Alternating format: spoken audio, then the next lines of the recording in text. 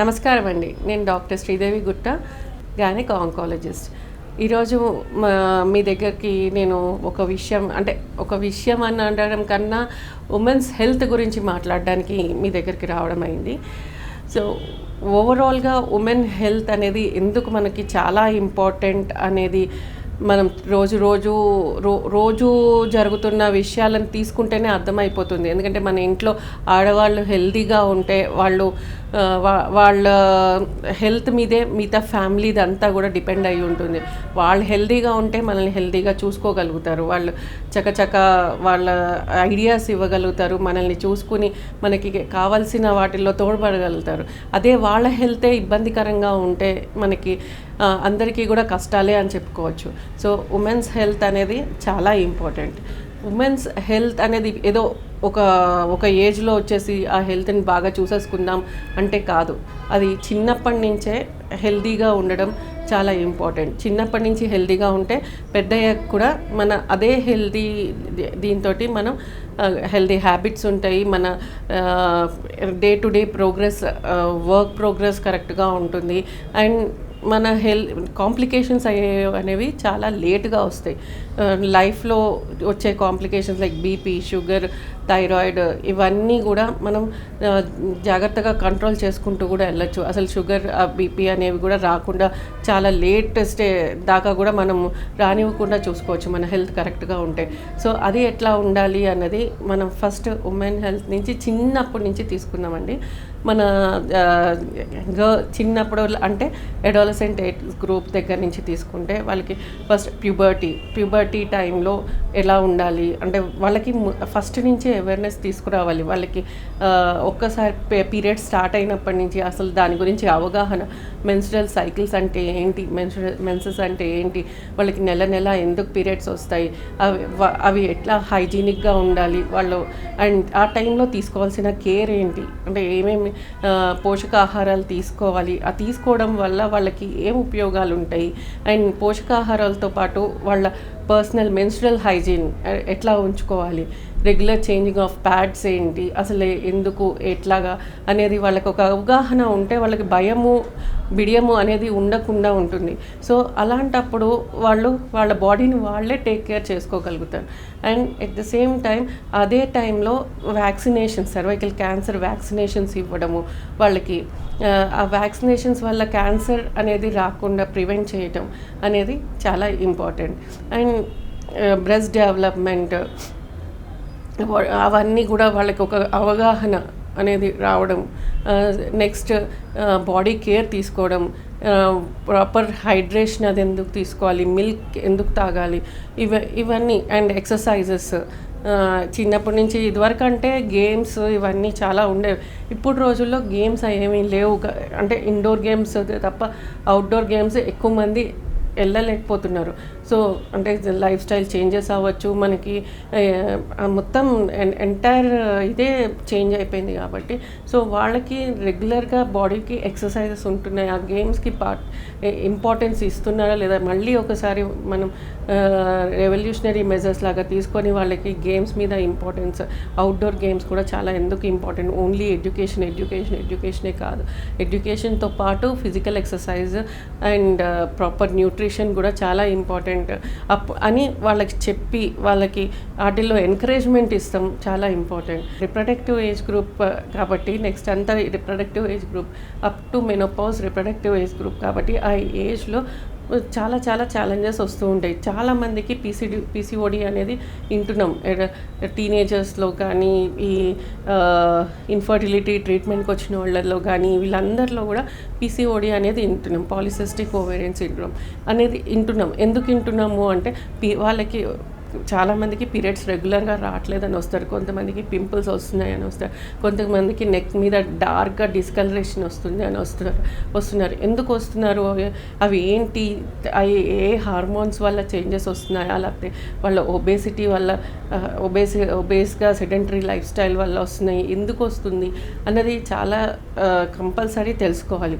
వాళ్ళకి పీరియడ్స్ రెగ్యులర్గా రావట్లేదు అంటే వెంటనే డాక్టర్ దగ్గరికి వెళ్ళి ఒకసారి చూపించుకొని వాళ్ళకి వాళ్ళకి ఏమేమి వాళ్ళ లైఫ్ స్టైల్ చేంజెస్ చేసుకోవాలి, ఏమేమి చేస్తే అది పీసీఓడి అనేది మనం అరికట్టగలుగుతాము అనేది మనం డాక్టర్ గారిని కలిసి తెలుసుకోవాలి. అండ్ అది పీరియడ్స్ రెగ్యులర్ అవుతేనే నెక్స్ట్ వాళ్ళకి ఫర్టిలిటీ అనేది ఉంటుంది మ్యారేజ్ తర్వాత. సో పీరియడ్స్ రెగ్యులర్గా కాకుండా ఉండడం వల్ల ఇన్ఫర్టిలిటీలోకి కూడా లీడ్ అవుతుంది. సో అలా ప్రొలాంగ్ చేసుకుంటూ పోవటం కన్నా ఫస్టే చూపించుకోవడం, దాని మెజర్స్ తీసుకోవడం and at the same time life style changes చేసుకోవడం చాలా ఇంపార్టెంట్. అంటే కొంతమందిలో మనము ఎక్కువ బ్లీడింగ్ అవుతుంది అంటారు. ఎక్కువ బ్లీడింగ్ అవ్వడంది అనడానికి కారణం ఏంటి అన్నది చూసుకోవాలి. థైరాయిడ్ ఏమన్నా మనకి థైరాయిడ్ ప్రాబ్లమ్స్ ఏమైనా ఉన్నాయా, లేకపోతే ఎనీ అదర్ హార్మోన్ ప్రాబ్లమ్స్ ఉన్నాయా, లోపల ఏమైనా చిన్న చిన్న గెడ్డలు అలాంటివి ఉన్నాయా ఏంటి.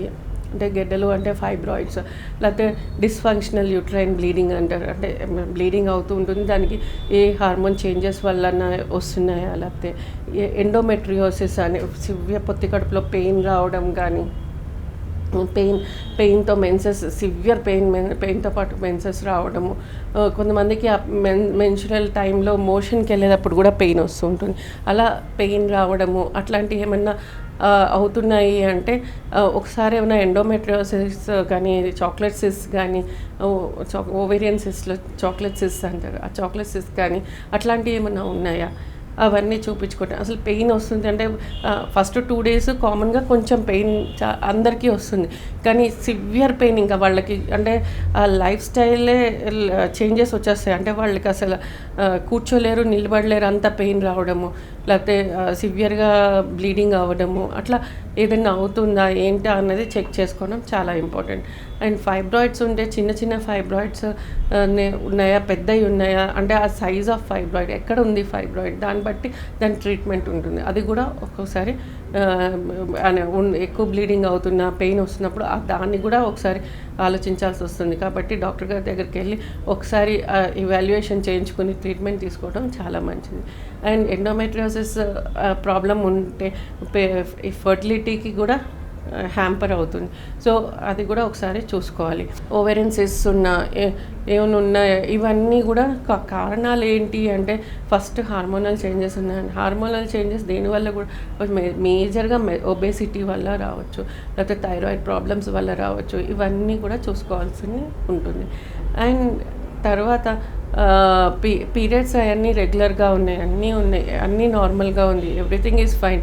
కానీ ఇన్సర్మెన్స్లర్ స్పాటింగ్ లాగా అప్పుడప్పుడు పీరియడ్స్ మధ్యలో స్పాటింగ్ లాగా వస్తుంది, అప్పుడు కూడా వెళ్ళి ఒకసారి చెక్ చేయించుకోవాలి. అండ్ బ్రెస్ట్లో పెయిన్ కానీ, బ్రెస్ట్ ఏదైనా ఒక్కోసారి కలర్ చేంజ్ కానీ, లేకపోతే స్వెల్లింగ్ కానీ అట్లా ఏమన్నా ఉంటే మనం చూసుకోవాల్సి వస్తుంది. అదే ఇనీషియల్గా తెలుసుకుంటే అది ఏమన్నా క్యాన్సర్లో పెడుతుందా ఏంటా అన్నది చూసుకొని మనం దాని ట్రీట్మెంట్ తీసుకుంటాం. అదే కనుక అది ఇనీషియల్గా మనకు తెలియకపోతుంది అంటే మటుకి వాట్ ఈజ్ ఇట్ అనేది తర్వాత సీరియస్ అయ్యి దాన్ని స్టేజెస్ మారిపోయిన తర్వాత, ఒకవేళ క్యాన్సర్లో ఉండి అది స్టేజెస్ మారిపోయిన తర్వాత మనం ట్రీట్మెంట్ కూడా కష్టమవుతుంది. కాబట్టి సెల్ఫ్ బ్రెస్ట్ ఎగ్జామినేషన్ అనేది స్కూల్స్ నుంచే వాళ్ళకి నేర్పించడం చేస్తే, ఆ సెషన్ చెప్పి నేర్పించి వాళ్ళకంటూ వాళ్ళు ఒకసారి వాళ్ళ బ్రెస్ట్ని వాళ్ళే ఎగ్జామిన్ చేసుకుని ఏమన్నా చేంజెస్ కానీ ఏమన్నా తేడాగా అనిపించినా వెంటనే డాక్టర్ దగ్గరికి వెళ్ళి ఒకసారి చూపించుకోవడంలో తప్పు లేదు. సో మనం సిగ్గుపడుతూ వెళ్ళకపోవటము, డాక్టర్ దగ్గరికి వెళ్ళకపోవటము ఇవన్నీ చేస్తే అనర్థాలకి దారితీస్తుంది. కాబట్టి మనం ఫస్ట్ డాక్టర్ దగ్గర ఎప్పుడు ఉన్నట్లుగా చెప్పి ట్రీట్మెంట్ తీసుకోవడం అనేది చాలా important. Recurrent pregnancy losses, recurrent abortions ఇవన్నిటికి కూడా కొన్ని రీజన్స్ ఉంటాయి. ఆ రీజన్స్ ఏంటి అని తరోగా ఎవాల్యుయేట్ చేసుకొని ఆ ప్రాబ్లమ్ని మనం సాల్వ్ చేస్తే మనం ప్రెగ్నెన్సీస్ కూడా హెల్తీగా ఉంటాయి. అండ్ ప్రెగ్నెన్సీ టైంలో అసలు ముందు ప్రెగ్నెంట్ అవ్వే ముందు కూడా కొన్ని మనము healthy diet and folic acid అట్లాంటివి వాడి ప్రీ కన్సెప్షనల్ కౌన్సిలింగ్ తీసుకొని దానికి కావాల్సిన న్యూట్రియంట్స్ ఇవన్నీ సప్లిమెంట్స్ తీసుకుంటే హెల్తీ బేబీస్ పుట్టే అవకాశం కూడా చాలా ఉంటుంది. So pre conceptional and post conception ఒకసారి ప్రెగ్నెన్సీ వచ్చిన తర్వాత ఫస్ట్ మంత్ నుంచి మనం ఏమేం చేసుకోవాలి, అసలు మన ప్రెగ్నెన్సీ 9 మంత్స్ ఎట్లా వెళ్తుంది అన్నది ఒక బ్రీఫ్ ఒక డిస్కషన్ ఒక డాక్టర్ గారితో చేసి ఫస్ట్ మనం దాని గురించి అవగాహన, ప్రెగ్నెన్సీ గురించి ఒక అవగాహన తీసుకొని వెళ్తే, గూగుల్ చేస్తాము, అవన్నీ చూస్తాం, ఓకే చేయొచ్చు చూడొచ్చు, కానీ దాంట్లో మనం మంచిగా తీసుకోవాలి, కానీ చెడుది ఉంటే డాక్టర్ని అడగాలి. అడగకుండా మనం భయపడడం కానీ అట్లా చేయటం అనేది చాలా తప్పు. అండ్ ఆ తర్వాత నెక్స్ట్ మనకి ప్రెగ్నెన్సీస్ అవన్నీ తర్వాత కూడా ఈ ప్రెగ్నెన్సీ టైంలో బ్రెస్ట్ ఫీడింగ్ ఇస్తాం. బ్రెస్ట్ ఫీడింగ్ ఇచ్చేటప్పుడు బేబీస్కి బ్రెస్ట్ ఫీడింగ్ ఇచ్చేటప్పుడు మన బాడీ నుంచి కూడా కొంచెం కాల్షియం వెళ్ళిపోతుంది. సో బ్రెస్ట్ ఫీడింగ్ టైం మనం చేసే టైంలో కంపల్సరీగా కాల్షియం సప్లిమెంట్స్ అనేవి తీసుకోవాలి. మనం కాల్షియం సప్లిమెంట్స్ తీసుకుంటున్నామా లేదా అన్నది చాలా ఇంపార్టెంట్. కానీ చాలామంది దాన్ని అశ్రద్ధ చేస్తుంటారు. కాల్షియం సప్లిమెంట్స్ అవి తీసుకోకుండా జస్ట్ బేబీకి ఫీడ్ చేస్తూ పోతూ ఉంటారు. తర్వాత వాళ్ళకి బ్యాక్ పెయిన్ రావడము, ఈ నడుము వంగిపోయినట్లు అవ్వడము, ఇవన్నీ చాలా అవుతూ ఉంటాయి. సో ఎందుకంటే బోన్స్ అన్నీ వీక్ అయిపోతాయి. సో కంపల్సరీగా బ్రెస్ట్ ఫీడింగ్ చేసేటప్పుడు మనం కాల్షియం సప్లిమెంట్స్ తీసుకోవటం అనేది ఇంపార్టెంట్. అండ్ మన కేర్ ఎంత ఇంపార్టెంట్, బేబీని కేర్ ఎంత తీసుకుంటున్నామో అంతే మన కేర్ కూడా తీసుకోవాలి. మన కేర్ తీసుకోకపోతే మన తర్వాత బేబీని పెద్ద చేస్తానికి ఓపిక అనేది మనకి ఉండదు. సో కంపల్సరీగా కాల్షియం సప్లిమెంట్స్ తీసుకోవాలి. అండ్ ఆఫ్టర్ దట్ మనం మెనోపౌస్కి వెళ్తున్నాము అంటే మెనోపౌస్కి వెళ్ళేటప్పుడు అండర్స్టాండింగ్ మెనోపౌస్ అనేది కూడా చాలా ఇంపార్టెంట్. మెనోపౌస్లో ఏమేమి వస్తాయి, అసలు మెనోపౌస్ అంటే ఏంటి, దాని తర్వాత ఏమి మనం ఫేస్ చేస్తాం, మెనోపౌస్ ముందు మన హెల్త్ ఎలా ఉంటుంది, మెనోపౌస్ తర్వాత మన హెల్త్ ఎలా ఉంటుంది అన్నది కొంచెం బ్రీఫ్గా మీ డాక్టర్ ఆఫీస్కి వెళ్ళినప్పుడు మీరు ఒకసారి అడగడము, తెలుసుకోవడము, అది చాలా ఇంపార్టెంట్. ఎందుకంటే మనం ఇప్పుడు ఫిట్గా ఉంటే ఇప్పుడు స్ట్రాంగ్గా ఉంటే అప్పుడు ఫిట్గా ఉంటాం. సో స్ట్రాంగ్గా ఉండాలి అంటే మనం బ్యాక్ ఎక్సర్సైజెస్, మన proper diet, proper exercises, that is back exercise మెయిన్గా అవి చేసుకుంటూ బ్యాక్ స్ట్రెంథనింగ్ చేసుకుంటే తొందరగా వీక్ అవ్వము అనమాట. సో అట్లాగే డైట్లో కూడా మనం కరెక్ట్ ఎక్కువ కాల్షియం రిచ్, ఇవన్నీ ప్రోటీన్ రిచ్ ఇవన్నీ తీసుకోవాలి. కార్బోహైడ్రేట్స్ కొంచెం తగ్గించాలి.